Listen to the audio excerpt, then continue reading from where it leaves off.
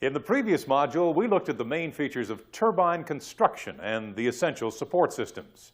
Now it's time for us to turn our attention to steam turbine operation and control. And we'll begin by looking at the means of adjusting the turbine speed or turbine output. The principle of turbine control is very simple. If we need to increase the power output of the turbine, we have to pass more steam through the turbine. Conversely, in order to decrease power output, it is necessary to decrease the amount of steam admitted to the turbine. Turbine steam flow is controlled by adjusting the turbine admission valves, or control valves as they are often called. In the most simple arrangement shown here, we have one control valve which, depending on its setting, allows more or less steam to flow into the turbine from the steam chest. When the turbine stop valve is open, the steam chest is charged with steam directly from the boiler. In most turbines, multiple control valves are used as shown here. In this particular arrangement, the steam chest is located above the high pressure end of the turbine shell. We can see here 8 valves, and these are opened in sequence according to the position of the cross arm, which is itself adjusted by the hydraulic control system. These control valves are set in such a manner that only one valve at a time is actually throttling steam, while the others are either fully open or closed, depending on the actual load. The result is that the throttling losses are smaller than in the case where only one large control valve is used. In large machines, say greater than 100 megawatts, it is more common to have 2 steam chests, one above and one below the shell, or located one on either side of the turbine. In this case, multiple control valves are located in each steam chest, with steam lines connecting to the turbine shell at the high pressure end. In most arrangements of this type, a stop valve is fitted at the entrance to each steam chest. During normal operation, the stop valve remains in the wide open position, while the control valves are modulated to adjust steam flow. The actual opening of the control valves is determined by the position of the operating lever, and this in turn is adjusted by the power cylinder of the hydraulic control gear. This schematic shows us a simplified version of a hydraulic control scheme. In this particular arrangement, a mechanical governor is used to sense turbine speed. Other types of governors are also used, as we'll see in a moment. In this configuration, a change of turbine speed causes the centrifugal weights to move. For example, a decrease in speed causes the centrifugal weights to move inwards and lower the pilot valve. This, in turn, allows more high-pressure oil to enter the power cylinder and raise the piston against the compression spring. This movement of the power piston opens the steam control valve and allows more steam to enter the turbine, which causes its speed to increase. Also note, as the power piston rises, the reset lever lifts the pilot valve back into the neutral position again. On large turbines with multiple control valves, a considerable amount of power is required from the power cylinder. In this case, it's usual to employ a double relay type of pilot valve. In this arrangement, we have high-pressure oil above and below the piston. Now, when the position of the governor spindle changes, say for an increase in speed, the pilot valve lifts and allows high-pressure oil to flow into the space above the power piston. At the same time, the pilot valve exposes the space below the piston to the oil drain and returns the oil to the tank. The high-pressure oil above the piston pushes it downward and consequently moves the control valve in the close direction. At the same time, it also moved the reset lever to bring the pilot valve back to neutral position and so prevented further movement of the control valve. Now let's take a closer look at the governor itself. This mechanical type centrifugal governor is driven directly from the turbine shaft through a gear drive. As speed increases, the weights fly outward due to centrifugal force and lift the sleeve against the compression spring. The sleeve itself is connected to the pilot relay, which in turn adjusts the control valve through the hydraulic servo mechanism. We can adjust the set point of the governor by adjusting the compression on the spring. The adjusting nut moves up or down according to rotation of the screw thread. This action can be performed manually at the turbine, or as is more usual, from a remote position by operation of a small motor drive known as the speeder gear. This name derives from the fact that when the turbine generator is not synchronized to the power system, any adjustment of the governor set point will indeed alter the speed of the turbine. However, when the turbine is on load and the generator is synchronized to other machines, any adjustment of the speeder gear produces an imperceptible change in generator speed. Instead, this action causes a change in steam flow through the turbine with a consequent change in generator output. We'll be talking more about characteristics of the governor and its effect on the electric power system in the next module. Another type of governor used on many machines is the hydraulic governor. In this arrangement, a governor pump fitted to the front end of the turbine shaft is designed to be extremely speed sensitive. As the turbine speed changes, so does the oil pressure output from the pump, and this in turn is used to adjust the position of the pilot valve on the power cylinder. As before, a set point adjustment is provided to allow control of the governor setting and consequently the turbine output. On modern machines, it's more common to use an electronic type of speed sensor and an electro-hydraulic governor.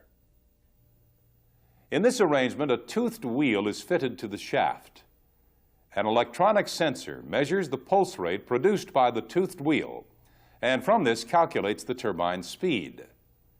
The electronic signal is then processed and converted into a mechanical output that then operates the pilot valve in the normal manner.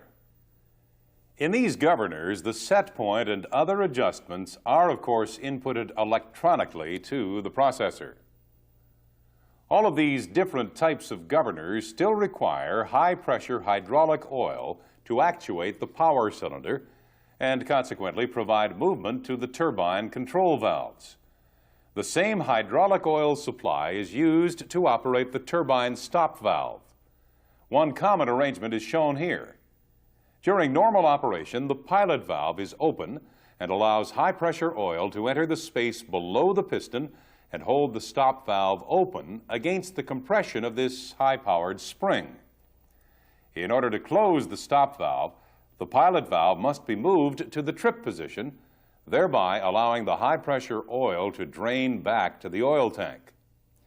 As a result of the sudden decrease in oil pressure below the piston, the compression spring slams the valve closed. As we'll see later, operation of the pilot valve, or trip valve as it is known, can be achieved by any one of several alternative means, including a manual trip, a remotely operated solenoid trip, or a trip signal from various protection devices. On reheat turbines, an additional stop valve and control valve are located at the reheat steam entrance to the intermediate cylinder. We can see the arrangement here. The reheat stop valve functions in the same manner as the turbine main stop valve, and in fact its operation is triggered by the same trip mechanism. So in normal operation, this reheat stop valve is retained in the wide open position, similar to the main steam stop valve. If we wish to trip the turbine under any emergency condition, the trip relay is operated and closes both stop valves immediately. If there were no reheat stop valves fitted, then the large amount of steam that is contained in the reheat piping and reheat tubes in the boiler would continue to flow to the reheat turbine for a short period of time and perhaps cause a turbine overspeed. In other words, we would have no control over this relatively large quantity of entrained steam. The reheat stop valve prevents this from happening. Similarly, the reheat intercept valve is fitted to assist in precise control of the turbine. The intercept valve is in fact a control valve that normally remains wide open, allowing all of the turbine control to be carried out by the main steam control valves. However, in the case of a partial load rejection, perhaps due to a transmission line trip, operation of the main steam control valves by governor action may not be sufficient to hold the turbine speed down. Again, this is because of the entrained reheat steam continuing to pass for a few minutes through the intermediate and low pressure turbines. The intercept valve prevents this. It acts in conjunction with the main steam control valves and actually starts to close in anticipation if the turbine speed rises to 2% above normal. A similar problem can occur with entrained steam feeding back into the turbine from extraction lines. To prevent this, positive closing non-return valves are installed and arranged to close when the turbine is tripped.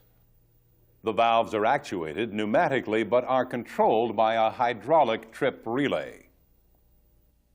So we can see that our hydraulic system does have an extremely important function to fulfill in operating the turbine. The high-pressure oil pump feeds hydraulic oil to control valves, that is, main steam control and reheat intercept valve, emergency stop valves on the main steam and reheat lines, and a trip relay for extraction line non-return valves. Much of the equipment that we have been discussing is contained in the front end pedestal of the turbine. In fact, this is often called the governor pedestal.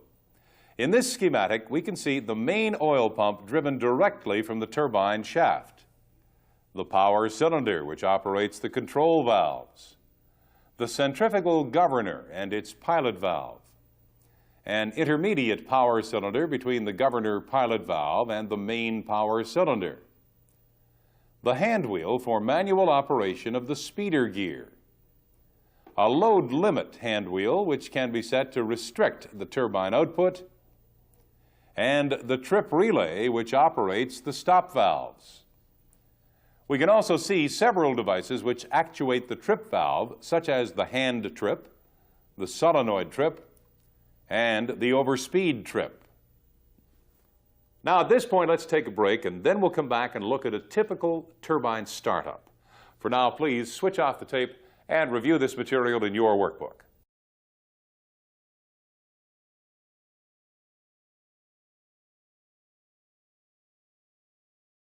In this segment, we're going to look at the actions taken by the operator to perform a typical turbine startup. Of course, we all know that there are different arrangements of turbines and control equipment, but the basic requirements for a startup are the same. Even before we think about admitting steam to the turbine, there are a number of very important maneuvers that must be carried out. If the turbine is returning to service after a long outage, then the first thing we must do is to place the unit on turning gear. This entails running a low-pressure oil pump to circulate oil through all of the turbine and generator bearings and starting the hydrogen seal oil system. The turning gear motor can now be started to rotate the shaft at low speed, usually about 10 RPM. The procedure for charging the generator with hydrogen is detailed in the next module in this series. This maneuver takes several hours to complete, so it is clearly necessary to get an early start and plan the complete operation when returning a unit to service. During a short shutdown, say overnight or even for a few days, it is normal to leave the generator rotating on the turning gear and to keep the generator charged with hydrogen.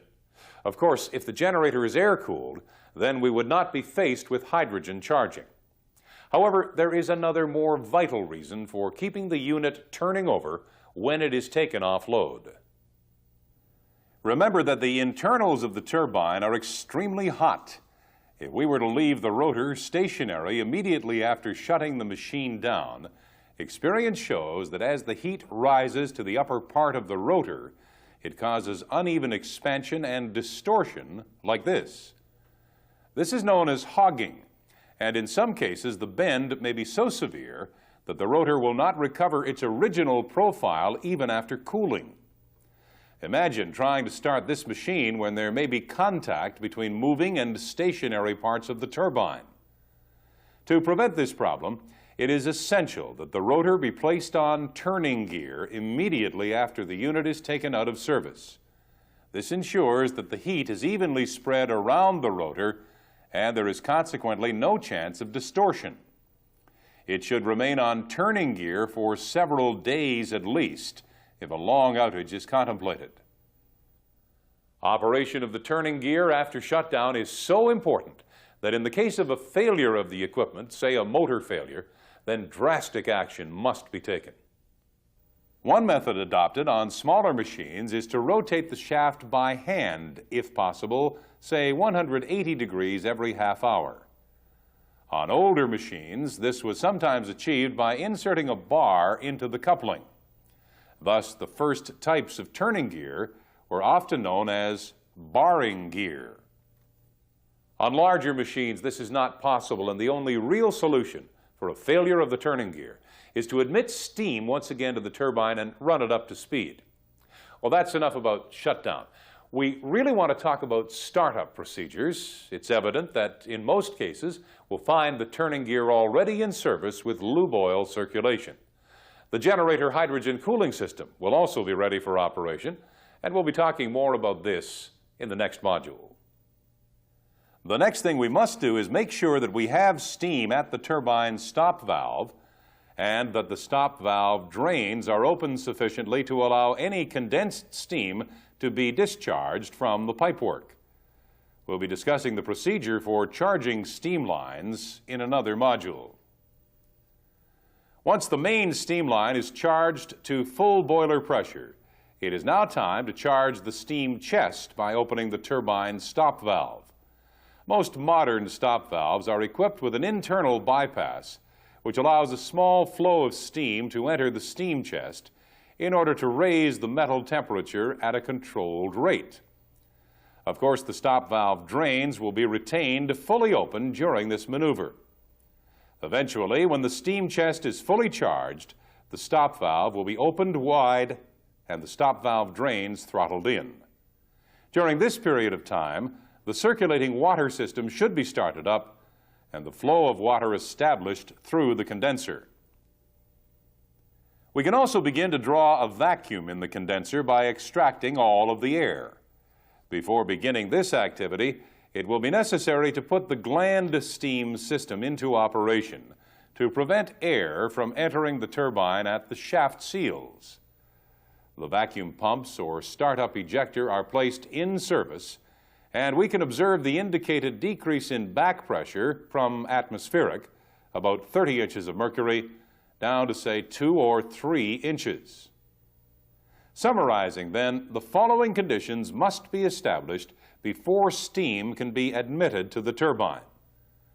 Lubrication system in service, turning gear in service, generator hydrogen system in service where applicable, circulating water flowing through the condenser, gland steam system in service, providing sealing steam, air removal equipment in service with vacuum established in the condenser, steam line from the boiler charged, and turbine stop valve open to charge the steam chest.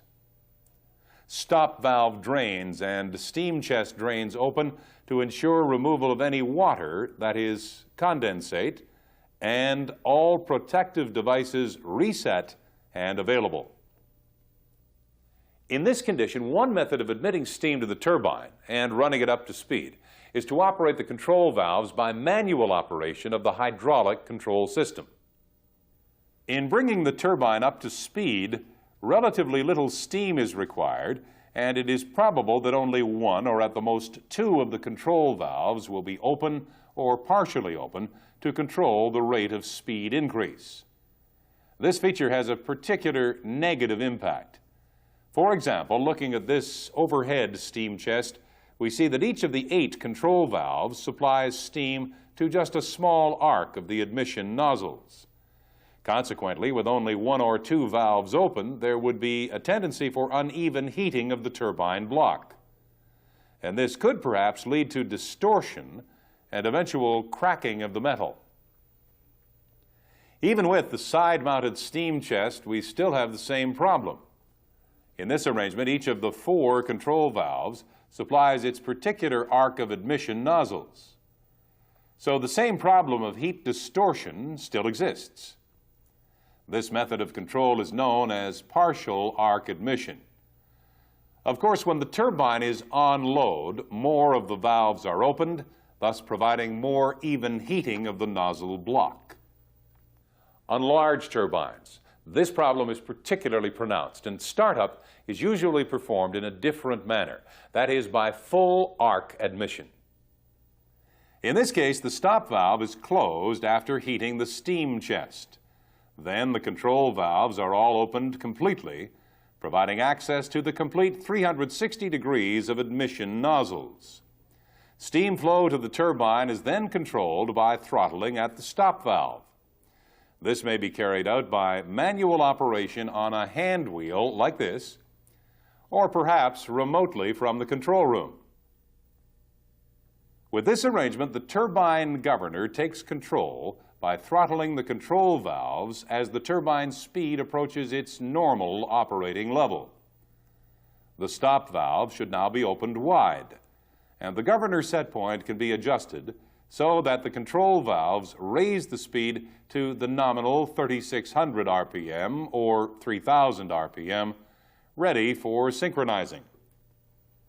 When the generator is synchronized and the turbine is on load, the steam flow into the turbine will be controlled by the control valves according to adjustment of the governor set point.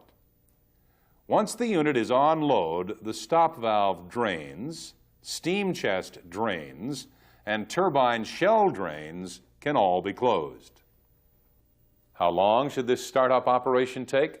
At what rate can we raise the turbine speed during startup? Well, this all depends upon the prior condition. That is, how long the unit has been shut down. In other words, is it hot or cold? When we first admit steam to the turbine, it is rotating on turning gear. As soon as the speed starts to rise above turning gear speed, this device is automatically disengaged. At this point, the operator will shut down the turning gear motor. When the turbine is undergoing a cold start, we must allow sufficient time for the various internal components to be heated by the steam flow and expand as uniformly as possible. As shown by this typical startup chart, it may take several hours to bring the cold unit up to synchronizing speed. The manufacturer normally provides startup charts showing the manner in which speed should be raised for different startup conditions. Make sure that you have a copy of the startup curves for each of your particular turbines.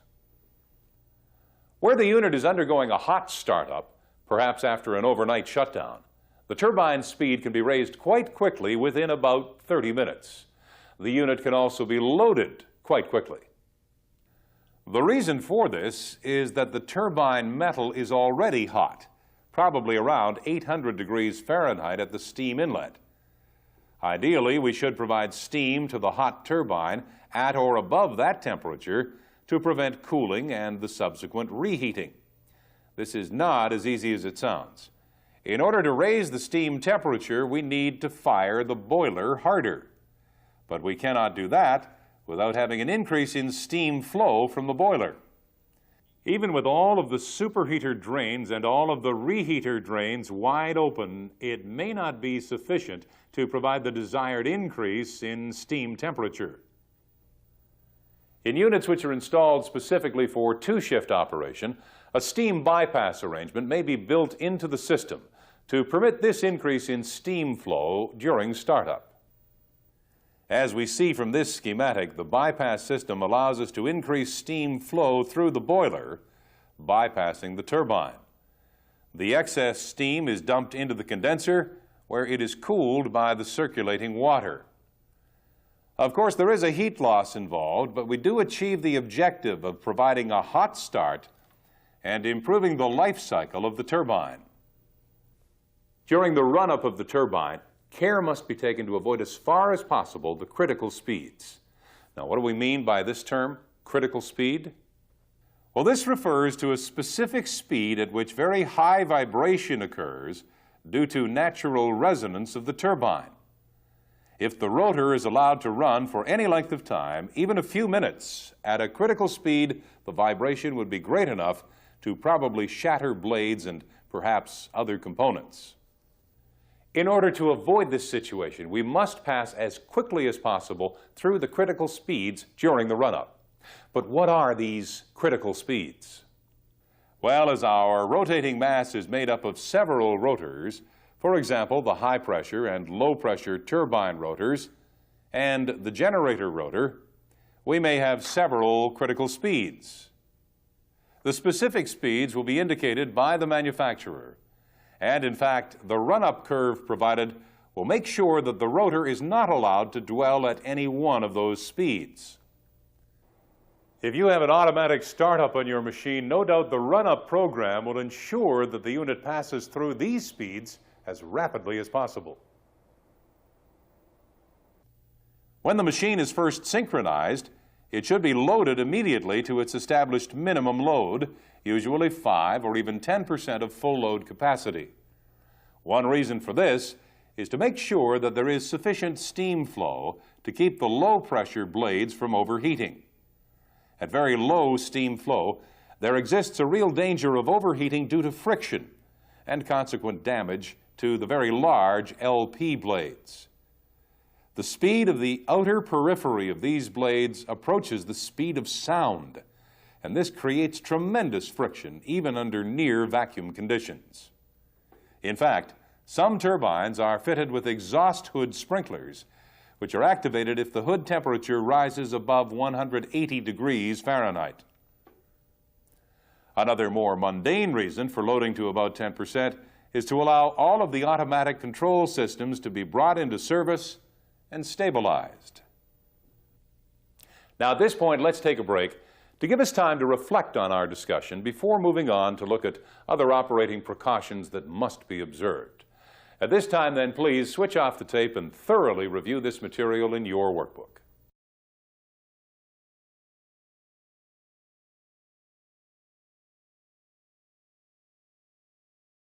We've been looking at the main features of a typical turbine startup and the precautions that must be observed. There are, in fact, many other precautions and observations that must be made during operation as well as during the startup of the unit. One very important area is the prevention of water ingress into the turbine. We have already mentioned the need to prevent carryover of water with the steam from the boiler drum. During startup, a certain amount of condensation of steam will occur as the pipework is warmed from cold. Similarly, when steam first enters the cold turbine, condensation will occur initially. It is essential to remove this water to prevent damage to the turbine blades. For this reason, during startup, great care and attention must be paid to correct operation of drains, which are fitted to the main steam line, the turbine stop valve, the steam chest, and the turbine shell. These drains usually discharge into the condenser so that the water can be recovered and recycled back into the system. During startup, all of the turbine and any pipework which is connected to the shell, such as extraction steam piping, is under vacuum. We must be extremely careful that any operation of drains, for example on extraction lines, does not allow air or even worse, water to be sucked into the body of the turbine. A representative example is shown here. In this arrangement, the reheater drains are piped to enter a blowdown tank below the water level. But remember, during startup, the reheater and associated pipework is under vacuum, forming part of the steam path through the turbine. You can see here potential for water from the blowdown tank being drawn backwards into the reheater and from here along into the turbine shell. To avoid this, the reheater drains would normally be connected to the condenser during the startup period. The connection to the blowdown tank would only be used to drain the horizontal reheater before lighting the boiler. Another possible source of ingress of water during on-load conditions could occur as the result of feed water heater leakage into the steam side shell and consequent entrance of water into the extraction steam lines. To prevent this occurrence, positive closing non-return valves are fitted into the extraction lines. If the water level in the heater rises above a predetermined level, the sensor will operate the trip relay to positively close the check valve. These positive closing check valves also trip closed in the event that the turbine stop valve is tripped closed. They are force closed about 10% and reverse flow completes the closure. An important feature that must be borne in mind is the effect of temperature upon the turbine internals and associated pipework. When we consider that the temperature of the steam entering the turbine is, say, 900 to 1,000 degrees Fahrenheit, it is apparent that its effect upon the metallic components is to cause a considerable expansion. Now, if all the components were to expand at the same rate, this could be accommodated. But this ideal situation is not easy to achieve. For example, when the steam chest is charged, the inside of the vessel will rapidly reach the temperature of the steam. But because the walls of the chest are made very thick to withstand the high pressure, it may take some time for the outside of the wall to arrive at the same temperature as the inside wall. This is especially so because the outside surface is losing heat to atmosphere, even though it is well insulated. Consequently, there will be a temperature gradient between the inner and outer diameter of the steam chest. The faster we try to heat up the inner surface, the greater this differential will be. So what problem could this cause? Well, the result is that the inner surface tries to expand at a greater rate than the outer surface. This could, after many cycles, lead to cracking on the outer surface. But it does not always work that way. For example, as the inner surface tries to expand but is restricted by the outer surface, the metal becomes compressed and may well exceed its yield point and become permanently deformed. The consequence of this is that when the steam chest cools down with the turbine offload, the metal does not return to its original state and cracks appear on this inner surface. So it is extremely important when heating steam pipework, the steam chest, and the turbine itself, to make sure that we do not try to add heat too quickly. One commonly used rule of thumb states that the temperature rise of metallic components should not be allowed to exceed 500 degrees Fahrenheit per hour, that is, 8 degrees Fahrenheit per minute. Another accepted limit states that the temperature differential across the walls of pipework, steam chest, and so on should not exceed 200 degrees Fahrenheit. On most modern turbines, thermocouples are embedded into metal components at various strategic points, such as the steam chest and shell inner and outer surfaces. These temperatures are usually recorded to give the operator guidance during startup. You must make sure to learn and remember the limits which are established for each of your turbines. In order to increase the output of the turbine, steam flow is increased, and this consequently adds more heat to the metallic components, causing expansion. The operator must take care not to increase steam flow or steam temperature too rapidly, as this could lead to unequal expansion of components and possible distortion. When this occurs on the rotor, it leads to an increase in eccentricity. The shaft and rotor take on a slight bow due to temperature distortion, and this is exaggerated by the centrifugal force of rotation.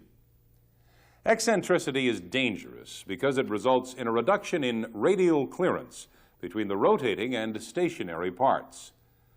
The degree of eccentricity is measured and recorded at the operator's terminal or control board. In most machines, an eccentricity of 5 mil is considered very high. High eccentricity also shows up as an increase in vibration at the bearings. In actual fact, the expansion of the turbine components in the radial direction is quite small. On the other hand, the longitudinal expansion, that is, in the axial direction, is considerable, perhaps 1 to 2 inches between the cold and full load condition. We have already seen how the turbine construction allows for the shell to expand axially, usually on sliding feet at the governor pedestal. Now, while this is happening, the rotor is expanding, but in the opposite direction. Remember, the high-pressure end of the rotor is secured by the thrust bearing. It would be convenient if both the rotor and the shell were to expand at the same rate. But in practice, this does not happen. The reason is that the rotor is considerably lighter than the shell, and therefore it expands more rapidly. So during the initial loading of a cold machine, the rotor expands at a greater rate, and in fact, we run the risk of the rotating blades coming into contact with the next stage of stationary blades. This differential expansion must be kept within certain limits by restricting the rate of change of load on the machine. Differential expansion is measured and indicated at the operator's control panel or console. Typically, during startup, we will observe a positive differential expansion increasing continuously up to about 100 or 150 mil. We may have to restrict loading in order to keep from exceeding this level. Eventually, as the casing expands further and further, the differential will decrease and probably settle down to, say, plus 50 mil. The reverse situation occurs during a shutdown. In this case, the rotor contracts much more rapidly than the shell, and as a consequence will reduce the differential expansion and generally move into the negative zone. Normally, the manufacturer sets limits of differential expansion for both the negative and positive sides. The expansion position of the governor pedestal is also indicated.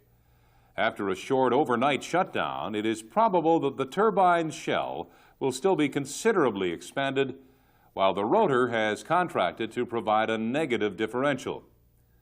This indicates that a hot start is required. Please make sure to check the manufacturer's recommendation for your particular machine. We mentioned just now that bearing vibration can be an indication of various turbine problems. These include excessive change in steam temperature or steam flow to the turbine, high eccentricity, water ingress, internal mechanical defects of the turbine, bearing defects, and a change in alignment of the bearings due to a sinking foundation or other bearing support. The vibration on each of the turbine and generator bearings is continuously monitored and recorded. It is important that the operator keep his eye on these reported levels of vibration. Any sudden change will certainly indicate the occurrence of a potential problem. For example, increased vibration on a generator bearing at a certain loading has been used to identify problems with the generator windings. Similarly, a temporary increase in turbine bearing vibration may be an indication that the operator is applying load too fast. If the magnitude of vibration on all turbine bearings steadily increases with time, it is probably an indication of wear and tear on mechanical components as the machine approaches the next overhaul period, usually every 5 years. In very general terms, the magnitude of bearing vibration should be less than 3 mil. In many machines, an alarm will be enunciated if any bearing vibration exceeds 5 mil. Most of the monitoring equipment we have discussed in this segment forms part of the turbine supervisory equipment. Commonly, this includes the following information: differential expansion, pedestal position, shaft eccentricity, vibration on all bearings, metal temperature at specific locations, turbine speed, percentage opening of control valves, and mechanical position of the shaft. Now, before we move on to talk further about monitoring equipment and turbine protection devices, let's take a break. Please switch off the tape now and review this material in your workbook.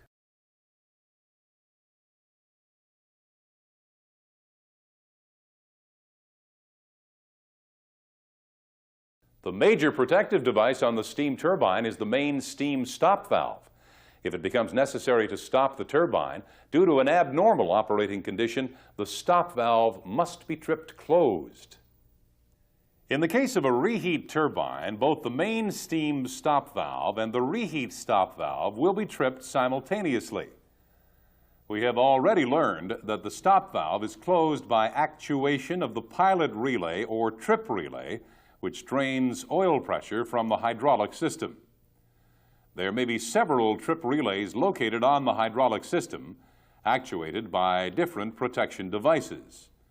Operation of any trip relay should cause the following action: closure of main steam stop valve, closure of reheat stop valve, closure of steam admission valves, positive closure of extraction line non-return valves, trip open the generator breaker, trip open the generator field circuit breaker, and activation of alarms and annunciation. So what are these hazardous conditions that are considered severe enough to automatically trip the turbine? Well, the most dangerous condition that must be avoided is that of overspeed. And this could occur in the case of a load rejection, for example. Similarly, we would get the same result if the generator breaker was tripped open by mistake when the unit was loaded to about 50% capacity. Of course, the turbine generator would immediately increase speed because at the instant of the breaker trip, a very large quantity of steam is flowing through the turbine. Under normal circumstances, the governor should be able to close the turbine control valve sufficiently to bring the speed close to normal within a few seconds. However, imagine what would happen if the governor failed to act properly, or the power piston seized, or some other defect prevented movement of the control valves. In this case, steam flow to the turbine would continue, with the result that the speed would rapidly rise to 2 or 3 times normal. In practice, the speed would not get that far because centrifugal force acting on the mechanical parts of the turbine and generator rotor would cause them to break up. Several instances have been reported of turbine blades and sectors of turbine wheels passing right through the turbine shell into the turbine room, with the potential for injury to plant staff and damage to other equipment. In order to prevent this possibility, 1 and sometimes 2 quite separate overspeed protection devices are installed and set to operate at 10% and 12% overspeed. Each protection device operates a trip relay to close the stop valve and other protective action, as already discussed. Here we see an example of a traditional mechanical overspeed device. Essentially, it consists of a bolt inserted into the shaft. As the shaft rotates, the bolt tries to fly out by centrifugal force, but this is restrained by a compression spring. The spring is carefully adjusted so that the centrifugal force does overcome the spring compression at 10% overspeed. The bolt then mechanically trips the latch, which allows the trip relay to move to the trip position, so draining off hydraulic oil and closing the stop valve. You will remember that tripping the stop valve also actuates the positive closure of non-return valves on the extraction lines. This is necessary to prevent entrained steam being drawn back into the turbine and aggravating the overspeed condition. Another common type of overspeed relay uses electrical measurement of speed and an electrical circuit to initiate operation of the trip relay through a solenoid. It is vital that these overspeed trips be checked for operation at regular intervals and the actual tripping speed be recorded. Now, this may be done when the unit is being shut down or started up. Adjustment of the setting may have to be made from time to time. This protection device is one of the most important on the turbine. On a condensing turbine, we expect the back pressure in the condenser and therefore at the turbine exhaust to be between 1 to 3 inches of mercury, depending upon the actual cooling water system. Now imagine what would happen if the back pressure started to rise, perhaps due to a large air leak into the condenser, or more likely, a reduction in cooling water flow through the condenser. Now remember, as the back pressure increases, so does the density of steam at the turbine exhaust. With a back pressure of 10 inches, the density would be about 9 times greater than the density at 1-inch back pressure. This increase in density greatly increases the friction on the LP blading, which is still turning at 3,600 RPM. The result leads to overheating and possible damage to the low-pressure blading.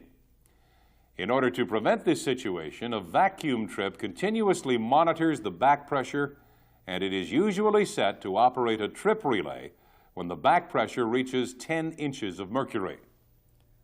The monitor will sound an alarm when the back pressure reaches 5 inches mercury, so as to warn the operator to take action before a trip occurs.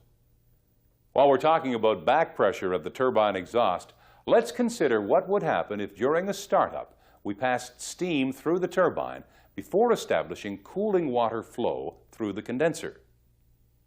Well, the steam entering the condenser would not condense and consequently would build up pressure eventually to such a level as to rupture the exhaust hood. In order to prevent such an occurrence, a large relief diaphragm is fitted to the exhaust hood. This is normally held in place simply by the vacuum inside the hood and atmospheric air pressure outside. As soon as the pressure inside the hood rises above atmospheric, the diaphragm opens, acting as a relief valve to prevent any damage to the exhaust hood casing. This diaphragm works quite independently of the mechanical devices and hydraulic mechanism that we have been discussing. Usually, the only attention required is to make sure that the water seal around the edge of the diaphragm is not leaking and allowing air to enter the condenser. Another important protection device that is set to trip the turbine is the thrust-bearing failure monitor. This equipment is fitted to precisely measure the position of the thrust collar in relation to its pedestal. As long as the thrust bearing on either side of the collar is operating correctly, there will be no change in the relative position of the collar, even when the turbine shell and the turbine rotor expand. If the thrust bearing were to fail, allowing axial movement of the rotor, we could run into the serious problem of contact between the rotating and stationary blades. Therefore, it is essential that at the first sign of thrust collar movement indicating failure of the thrust bearing, the trip relay be activated so as to close the stop valve and bring the turbine to a halt. Another condition which will cause the turbine stop valve to trip is loss of lube oil pressure. If lube oil is not available to provide lubrication to an operating machine, the bearings will rapidly overheat and fail, with possible disastrous consequences for other components of the turbine and generator. Lube oil is monitored continuously, and if pressure falls to 0 or a very low value, a trip relay will be actuated to trip the turbine. Note that this relay will also prevent the opening of the turbine stop valve if lube oil circulation has not already been established during startup. In the case of hydraulic oil, an alarm is usually fitted to indicate low pressure. But a trip relay is not always provided. This is because the hydraulic equipment is designed to operate in a fail-safe manner. If the hydraulic oil pressure fails, both the stop valve and control valve will be closed by spring pressure in their respective power cylinders. In addition to the protective devices mentioned, the operator has the option to trip the unit manually by operating the trip lever, which is usually located on the turbine pedestal. On most units, it is necessary for the operator to reset the trip mechanism manually at the turbine pedestal after any trip has occurred. The operator can also trip the unit remotely from the control room. This is simply a remotely operated solenoid which operates the hydraulic trip relay. This solenoid trip may also be activated by certain generator and boiler protection devices. For example, if an internal fault developed inside the generator, it would be necessary to trip the generator breaker and the field switch, and also the turbine stop valve to bring the generator to a stop as soon as possible. Similarly, if a fault on the boiler was serious enough to cause a boiler trip, then the turbine stop valve would also need to be tripped at the same time. Otherwise, we would be pulling steam and possibly water out of a shutdown boiler. Summarizing then, let's list the major protective devices that are installed on most steam turbines: main and reheat stop valves and associated hydraulic trip relays, positive closing non-return valves on extraction steam lines, overspeed trip, low vacuum trip, thrust-bearing failure trip, loss of lube oil pressure trip, manual trip lever on the front pedestal, remote solenoid trip by operator push button, and generator or boiler protection intertripping. It is vital that all protection devices be tested regularly to ensure that they will actually operate when required. In some plants, the turbine generator may remain on load for many months at a time. In this case, some form of simulated test may be carried out. For example, partial operation of the overspeed trip mechanism is actuated, but actual tripping of the turbine is blocked. An extremely important test maneuver is the exercising of the turbine stop valves.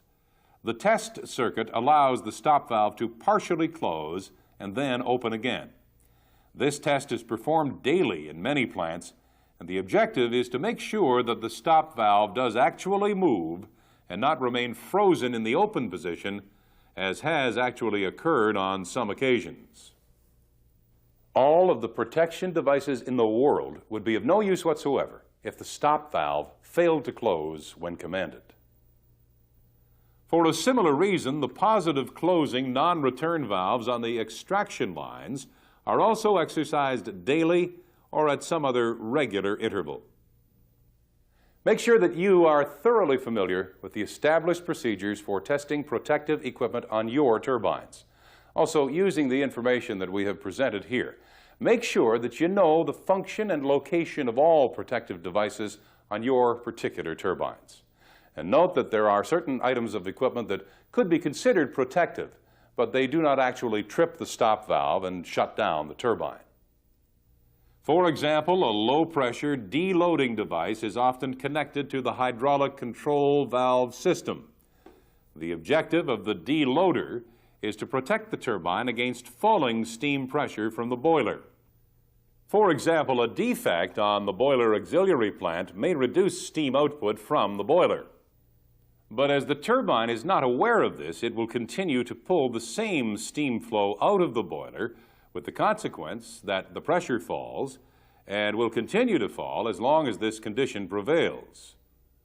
The danger is that with falling pressure, the water level in the boiler drum will rise substantially due to swell, and this in turn may lead to carryover, that is, water passing along with the steam into the turbine. To prevent this possibility, the deloading device monitors the steam pressure.